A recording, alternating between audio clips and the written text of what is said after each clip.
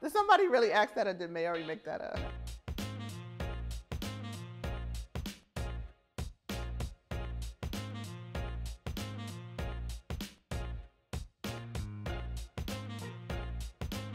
I don't know. I don't have time for Yes She Slays anymore. But I can say that I will try to slay more so that I can post those pictures on like Instagram, and then I'll hashtag it Yes She Slays.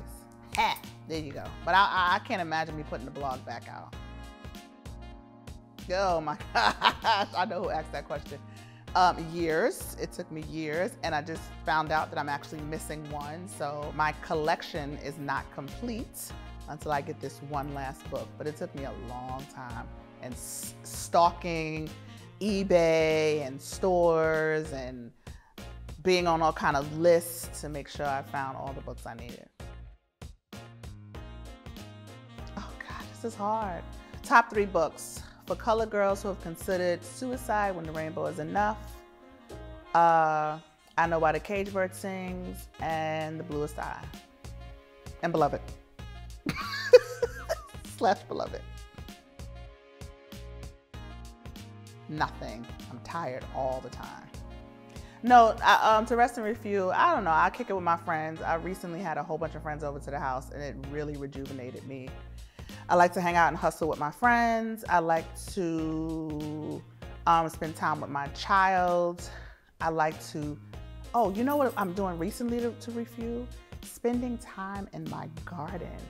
I got one of those now, so. Being a mother was a huge life-changing moment. Having people all over the world know my name has been life-changing. Founding Me Too was life-changing. I've had quite a few life-changing moments. You know, my life changes really quickly and profoundly sometimes.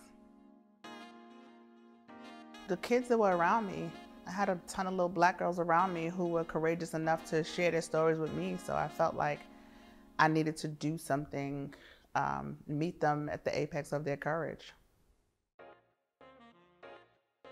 It's a challenge trying to like keep my decorum and not like, you know, respond to critics and trolls and things like that. And that's probably not the right answer. That's probably not what you should, that's probably not what this person means by this question. But I also try to challenge myself by learning something. I realized a few years ago, really in the last few years, that I stopped learning. Like I get asked so many questions and so much advice, and people ask me for stuff so much that I'm actually not doing enough learning on my own.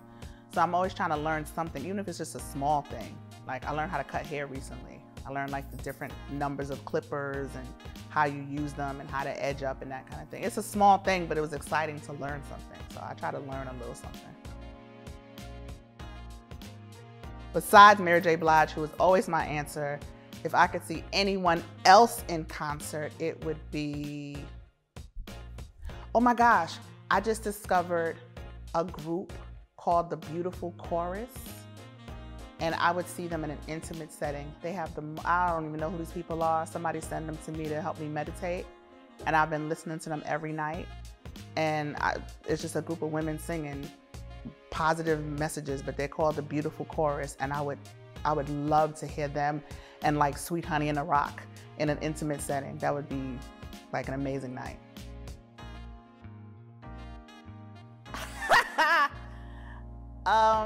Who do I want to see do a versus? Stephanie Mills and Anita Baker. You can start safe spaces right in your house.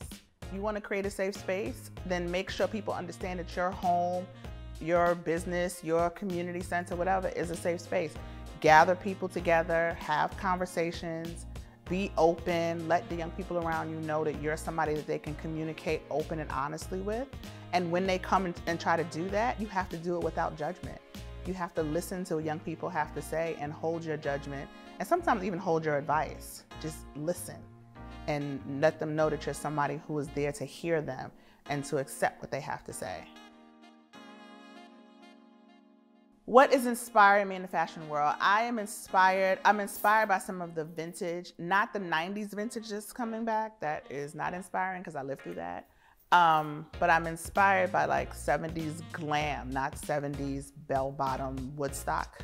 I love the like glam stuff, the like gold chains and the silks and the florals. But I also love the thigh-high boots and the big stack heels that Jennifer Lee is doing. I'm so inspired by her looks. She's so high glam. And you know, if you know me, you know my style is somewhere between Mary J. Blige and Holly Golightly. And so I am very inspired by those things right now. The biggest lesson the Bronx has taught me is resilience.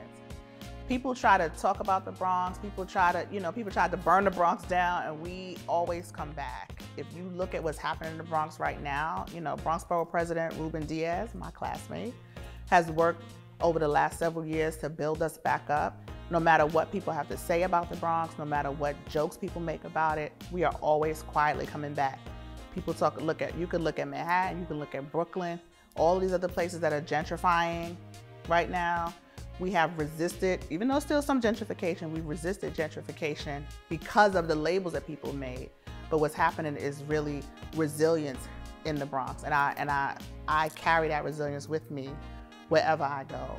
No matter how burnt out, broke down, whatever people think you are, there's always a pathway to come back. And there's always a way to build yourself back up. And I definitely get that from the